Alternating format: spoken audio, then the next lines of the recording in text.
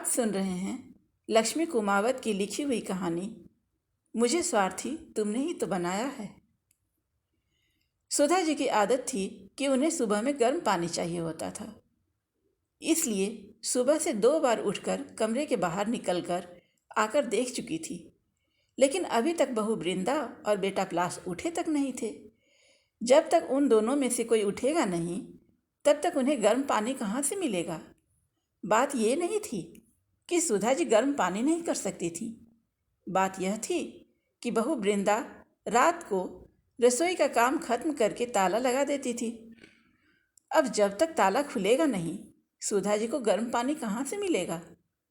आखिरकार घड़ी में जब 9 बज गए और सुधा जी से रहा नहीं गया, तो उन्होंने हिम्मत करके बेटे के कमरे का दरवाज़ा खटखटाया।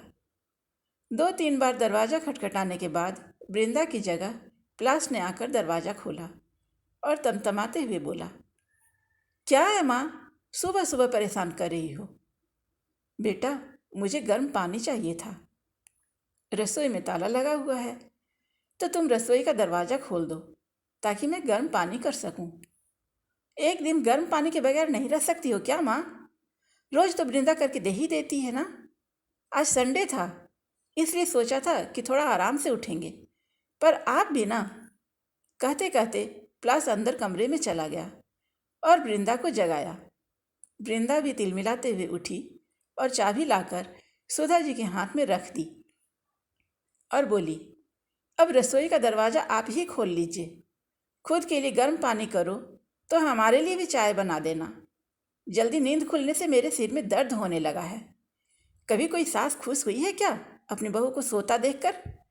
इन सास लोगों का बस चले तो बस बहू को मशीन बनाकर रख दे। वृंदा बड़बड़ाती हुई वापस आकर पलंग पर लेट गई। आखिर सुधा जी ने जाकर रसोई का दरवाज़ा खोला, खुद के लिए भी पानी गर्म किया और बेटे और बहू के लिए चाय बनाकर उन्हें दे कर आई। गर्म पानी लेकर अपने कमरे में आई ही थी कि 5 साल का पोता मनु जाग गया। जागते ही बोला, दादी मेरा दूध। उसे देख सुधा जी मुस्कुरा कर बोली, हाँ मेरे बच्चे, अभी लेकर आई। गर्म पानी वहीं रखकर पहले मनु के लिए दूध गर्म करने चली गई। अभी दूध गर्म कर ही रही थी कि इतने में प्लास की आवाज़ आई, माँ, ओ माँ, कहाँ हो तुम? क्या आप भी सुबह सुबह संभाल नहीं सकती इसे? पता है ना, वृंदा के सिर में दर्द हो रहा है।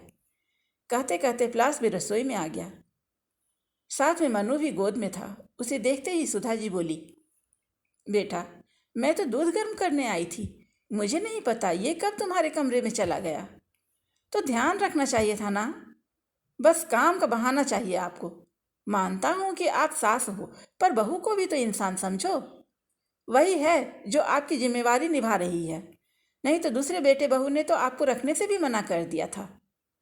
मनु को सुधा जी के पास छोड़कर ही प्लस वापस अपने कमरे में चला गया। सुधा जी देखती रह गई। आंखों में आंसू आ गए। मन ही मन सोचने लगी कि मैं कुछ ना करने पर भी बदनाम हो रही हूँ। ऐसी कौन सी जिम्मेदारी उठा ली इन्होंने, मेरी जो इतना सुना जाते हैं। ऐसा सोचकर अपने आंसू पोंछे और मनु और उसका दूध लेकर कमरे में आ गई। नाश्ते के समय प्लास ने वृंदा से कहा, तुम्हारी तबीयत ठीक नहीं है, तो मैं माँ से कह देता हूँ नाश्ता बनवा लेता हूँ ताकि तुम आराम कर सको। रहने दो, उनसे कुछ मत कहना, मैं नाश्ता खुद ही बना लूँगी। अरे पर तुम्हारी तबीयत ठीक नहीं है। नहीं नहीं, मैं खुद ही नाश्ता बना लूँगी। उनका क्या भरोसा, कौन सा सामान उठाकर अपने दूसरे बेटे बहू को देकर आ जाएं। अक्सर रसोई से सामान कम हो जाता है। मुझे तो पूरा यकीन है माँ जी ही सामान का हेरा फेरी करती हैं और अपने उन बेटे बहू को देकर आ जाती हैं। और जाकर रसोई में नाश्ता तैयार करने लगी। वृंदा को रसोई में नाश्ता तैयार करते देखकर प्लास गुस्से में आकर सुधा जी से बोला, देख लो, ये सब आपके कारण है। उसकी तबीयत खराब है, पर फिर भी नाश्ता तैयार कर रही है। आपकी इन्हीं हरकतों के कारण मैं परेशान हो चुका हूँ। पता नहीं भगवान भी हमें चैन से कब रहने देगा। सुधा जी उसकी बात सुनकर हैरान रह गई। सुनकर अपने कमरे में चुपचाप शांतिपूर्वक बैठ गई। आंखों से झरझर आंसू बह रहे थे। क्या इसी दिन के लिए इन बेटों को जन्म दिया था? जब शादी के 7 साल बाद मंदिर में माथा टेकने के बाद 2 जुड़वा बेटे हुए थे तो कितने खुश थे सब। यार दोस्त रिश्तेदार सब लोगों ने कितनी बधाइयाँ दी थी। सासू माँ तो बलैया लिए जा रही थी। अरे 2 बेटों की माँ बनी है, बुढ़ापे में बैठकर राज करेगी। राज। कुछ साल बाद जब पति का देहांत हो गया तब भी सुधा जी ने हिम्मत करके अपनी दोनों बेटे पलाश और सुहास को संभाला था। कितनी परेशानी झेलकर भी इन लोगों को पढ़ाया लिखाया, इतना बड़ा किया था। दोनों की शादी कराई, पर उसके बाद सब कुछ बदल गया। दोनों बहुओं की आपस में बनी ही नहीं। इस कारण बेटों में भी झगड़े होने लगे।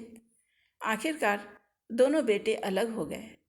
सुधा जी के पति ने 2 मंजिला मकान बनवाया था।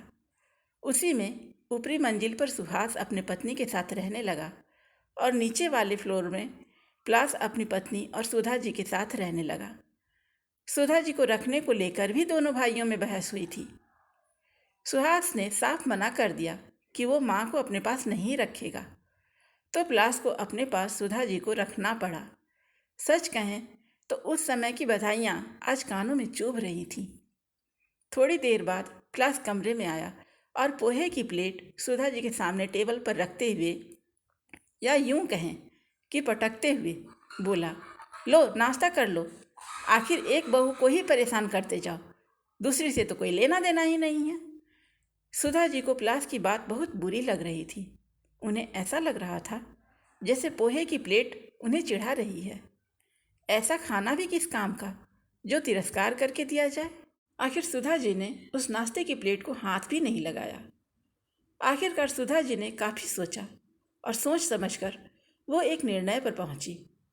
शाम को सुहास अपनी पत्नी के साथ बाहर कहीं घूमने जा रहा था।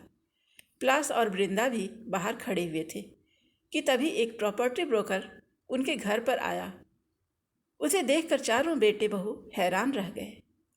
उसने आते ही पूछा, क्या मैं सुधा जी से मिल सकता हूँ? आपको सुधा जी से क्या काम है? हमें बताइए, हम उनके बेटे हैं। पलाश ने कहा, जी मुझे सुधा जी ने फ़ोन करके बुलाया है। सब एक दूसरे को हैरानी से देखने लगे। इतने में सुधा जी अंदर से आईं। क्या आप ही सुधा जी हैं? जी मैं ही सुधा हूँ। आप? जी आपने सुबह फ़ोन किया था ना मकान को बेचने की बात करने के लिए? अरे हाँ, मैंने ही आपको फ़ोन किया था। इससे पहले सुधा जी आगे कुछ कहती, पलाश बोला, कौन सा मकान बेच रही हो आप? हमसे पूछे बगैर आप ये निर्णय कैसे ले सकती हो? माँ मकान बेच दोगी तो हम कहाँ जाएंगे? सुहास ने भी कहा। कभी मेरे बारे में सोचा था कि मैं कहाँ रहूँगी, कैसे रहूँगी?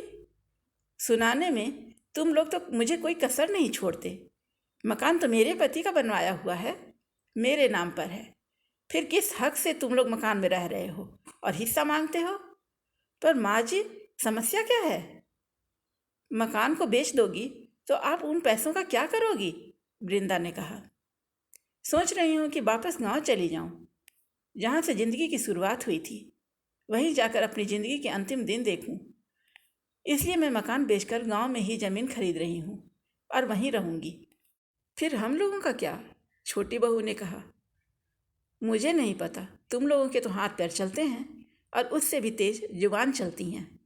अपने आप कमाओ और अपनी प्रॉपर्टी बनाओ, बाकी मुझे नहीं पता। माँ तुम इतनी स्वार्थी कैसे हो सकती हो? पलाश और सुहास एक साथ बोले। माँ को महानता का चोला मत पहनाओ। जैसे बेटे स्वार्थी हो सकते हैं वैसे ही माँ भी स्वार्थी हो सकती है, और तुम जैसे बेटे हो तो माँ ऐसी ही होनी चाहिए। मैं यह मकान बेच रही हूँ और यह मेरा अंतिम निर्णय है। तुम लोग अपना बंदोबस्त देख लो। कहकर सुधा जी उस ब्रोकर को मकान दिखाने चल दी। 1 महीने बाद वो मकान बिक गया और सुधा जी गांव में एक मकान लेकर वहीं रहने लगी। फ्री टाइम वहाँ बच्चों को पढ़ाती थी और गांव के शांत वातावरण में अपनी ज़िंदगी आराम से गुजार रही थी। आपको ये कहानी कैसी लगी? कमेंट्स में अवश्य बताएं। और इसी तरह की और भी अच्छी अच्छी कहानियाँ सुनने के लिए मेरे चैनल को सब्सक्राइब करना ना भूलें।